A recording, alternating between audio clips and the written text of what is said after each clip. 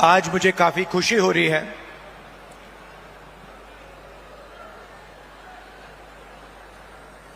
बैठा था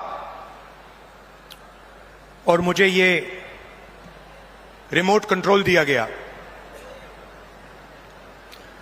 और कहा कि देखिए इस पे आप इसका बटन दबाइए। और जैसे ही हमने बटन दबाया तो हजारों करोड़ रुपए सीधे छत्तीसगढ़ के गरीब जनता के बैंक अकाउंट में गए।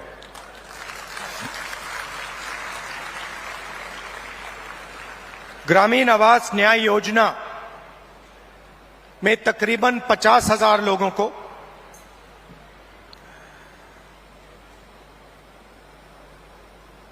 एक दो सेकंड में बैंक अकाउंट में पैसा मिला। पीएम आवास योजना में जो हिंदुस्तान की सरकार की जिम्मेदारी है उसमें अभी हिंदुस्तान की सरकार ने जो छत्तीसगढ़ को पैसा देना था वो नहीं दिया है और 7 लाख लोगों को जो आवास दिल्ली की सरकार के पैसे से मिलना था वो नहीं मिला। उनके लिए भी आज छत्तीसगढ़ की सरकार पैसा दे रही है। बहुत बार छत्तीसगढ़ की सरकार ने दिल्ली की सरकार से रिक्वेस्ट किया, आपकी जो जिम्मेदारी है उसे आप पूरा कीजिए, मगर दिल्ली की सरकार अपनी जिम्मेदारी नहीं निभाती है। आज तकरीबन 1200 करोड़ रुपए रिमोट कंट्रोल से आपके खाते में गया है और अगले 5 साल के अंदर छत्तीसगढ़ की सरकार 500 करोड़ रुपए ऐसे रिमोट कंट्रोल से आपके खातों में डालने जा रही है। हमने चुनाव में आपसे 2-3 वायदे किए थे। छोटे वायदे नहीं थे, छत्तीसगढ़ को बदलने वाले,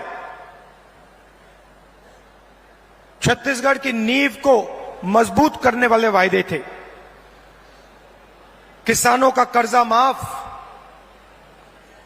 बिजली बिल हाफ और 2,500 रुपए प्रति क्विंटल धान के लिए हमने ये वायदे किए और देश के प्रधानमंत्री नरेंद्र मोदी जी ने कहा कि कांग्रेस पार्टी इन वायदों को पूरा नहीं कर सकती है। सच्चाई आपके सामने है। हमने जो वायदे किए थे हमने उनको पूरा किया। किसान न्याय योजना में 21,000 करोड़ रुपए हमने छत्तीसगढ़ के किसानों को इनपुट सब्सिडी के माध्यम से दिया। जिन किसानों के पास जमीन नहीं थी उनको भी हम नहीं भूले। उनको 7,000 रुपए प्रति साल कांग्रेस पार्टी की सरकार ने छत्तीसगढ़ में दिया। आदिवासियों को एमएसपी फॉरेस्ट प्रोड्यूस के लिए और देश में सबसे बेहतर फॉरेस्ट राइट एक्ट का इंप्लीमेंटेशन छत्तीसगढ़ की सरकार ने किया। स्वास्थ्य में 5 लाख रुपए परिवार के लिए 70 लाख परिवारों को फायदा मिला। 380 अंग्रेजी के स्कूल खोले और 42,000 वैकेंसियां भरी। 1.3 लाख युवाओं को 2,500 रुपए महीना का दिया। ये आप जानते हो। दूसरी तरफ भी रिमोट कंट्रोल है। बीजेपी का रिमोट कंट्रोल, वो भी उसको ऐसे ही दबाते हैं, मगर हमने रिमोट कंट्रोल को कैमरा के सामने दबाया। बीजेपी छुपे छुपे रिमोट कंट्रोल दबाती है, नरेंद्र मोदी जी दबाते हैं। जैसे ही रिमोट कंट्रोल दबता है, एक तरफ अदानी जी को बंबई का एयरपोर्ट मिल जाता है, फिर से दबाते हैं, अदानी जी को रेलवेज का कॉन्ट्रैक्ट मिल जाता है, फिर दबाते हैं, इंफ्रास्ट्रक्चर मिल जाता है। तो दो रिमोट कंट्रोल चल रहे हैं। ये हमारा वाला सबके सामने चलता है, हम इसको दबाते हैं, किसानों के खाते में पैसा जाता है, 2500 रुपए क्विंटल धान में आपको मिलता है, अंग्रेजी स्कूल खुलते हैं। बीजेपी दबाती है, पब्लिक सेक्टर प्राइवेटाइज हो जाता है। आपका जल, जमीन, जंगल, उनका छुपे छुपे बटन दबता है, अदानी जी के हवाले हो जाता है।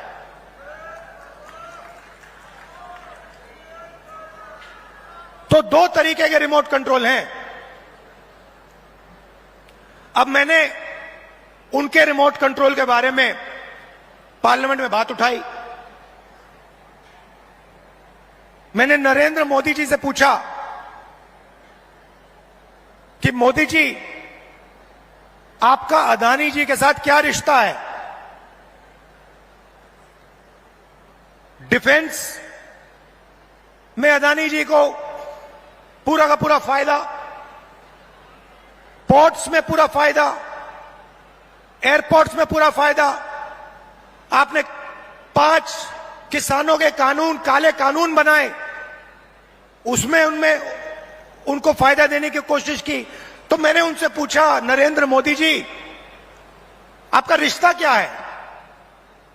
उनके हवाई जहाज में आप जाते हो, रिश्ता क्या है? जवाब मिला, मेरी लोकसभा की सदस्यता रद्द कर दी।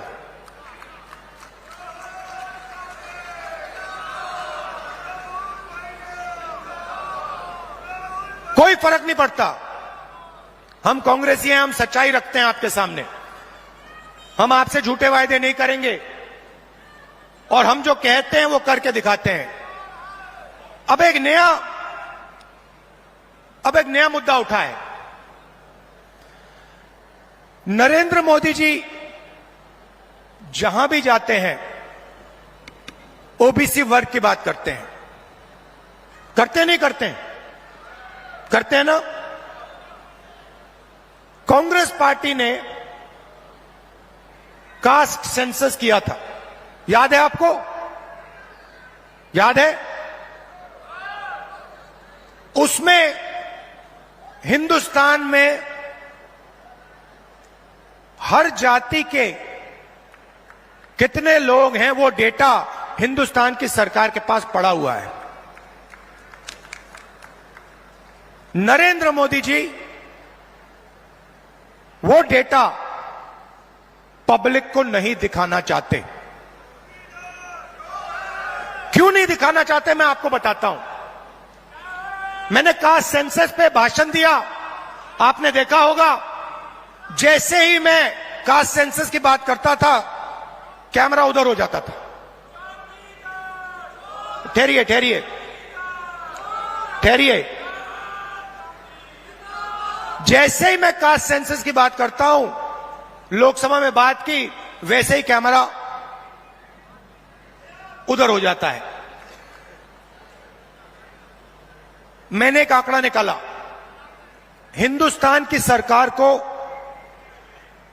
एमएलए और एमपी नहीं चलाते हैं, हिंदुस्तान की सरकार को सेक्रेटरीज और कैबिनेट सेक्रेटरी चलाते हैं। इस बात से आप सहमत हैं? सहमत है? कोई भी योजना बनती है, जो 90 सेक्रेटरीज हैं हिंदुस्तान की सरकार के हर मिनिस्ट्री में, वो योजना को डिजाइन करते हैं, कितना पैसा कहां जाएगा वो डिसाइड करते हैं। तो मैंने देखा, मैंने चेक किया कि भैया इन 90 लोगों में से नरेंद्र मोदी जी की सरकार में पिछड़े वर्ग के कितने लोग हैं।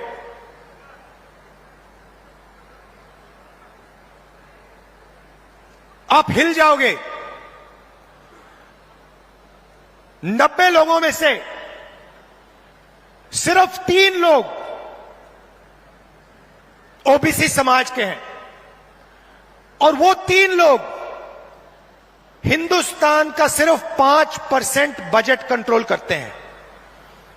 भाइयों और बहनों, क्या हिंदुस्तान में सिर्फ 5% ओबीसी है? यह सबसे बड़ा सवाल है, और इस सवाल का जवाब सिर्फ कास्ट सेंसस से मिल सकता है। किसी को चोट लगती है, अस्पताल में जाता है, सबसे पहले एक्सरे होता है। पैर में चोट लगती है, डॉक्टर एक्सरे करवाता है, कहता है भैया देखते हैं क्या हुआ है, कैसी चोट लगी है, पैर टूटा है या नहीं टूटा है। भाइयों और बहनों, कास्ट सेंसस हिंदुस्तान का एक्सरे है।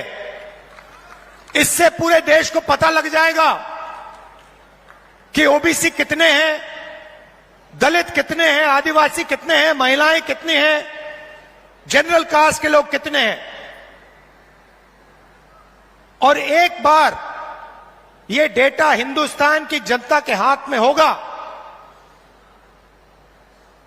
तो फिर देश सब लोगों को लेकर, सब लोगों को भागीदारी देकर आगे चल पाएगा। अब मैंने ये सवाल लोकसभा में पूछा, नरेंद्र मोदी जी से पूछा कि आप कास्ट सेंसस से डरते क्यों हो?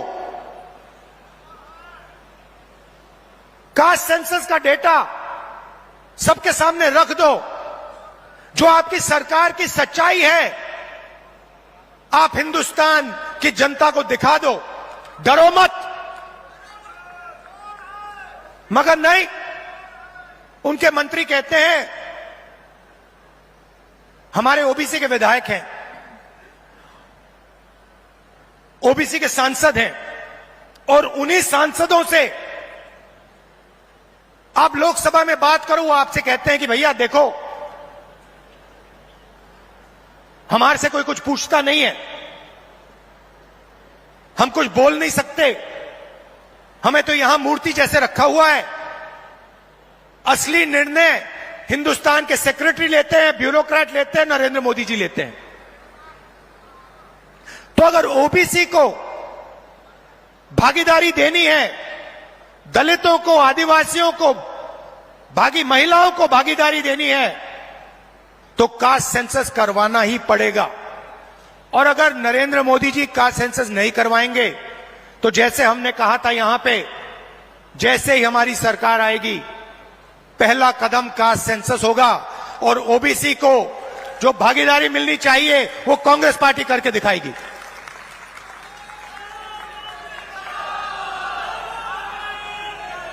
आप सब यहां आए, दूर दूर से आए, हमारी बात सुनने आए, आपने अपना कीमती समय हमें दिया, इसके लिए दिल से बहुत बहुत धन्यवाद। और एक बात मैं कहना चाहता हूं, एक बात कहना चाहता हूं, देखिए कांग्रेस पार्टी जहां भी सरकार चलाती है, चाहे वो राजस्थान हो, हिमाचल हो, छत्तीसगढ़ हो, कर्नाटक हो, हम जनता की सरकार चलाते हैं। कर्नाटक में हमने 5 वायदे किए, ऐतिहासिक वायदे। चुनाव जीतने के एकदम बाद कैबिनेट ने 5 वायदे पूरे कर दिए। छत्तीसगढ़ में हमने वायदे किए थे, पहली कैबिनेट मीटिंग में हमने वायदे पूरे करे, और यही हमने हिमाचल में किया, यही हमने राजस्थान में किया। हम आपसे 15 लाख वाले झूठे वायदे नहीं करेंगे, और हमारा रिमोट कंट्रोल जो चलता है सबके सामने चलता है। हमारी अदानी जी की सरकार नहीं है, हमारी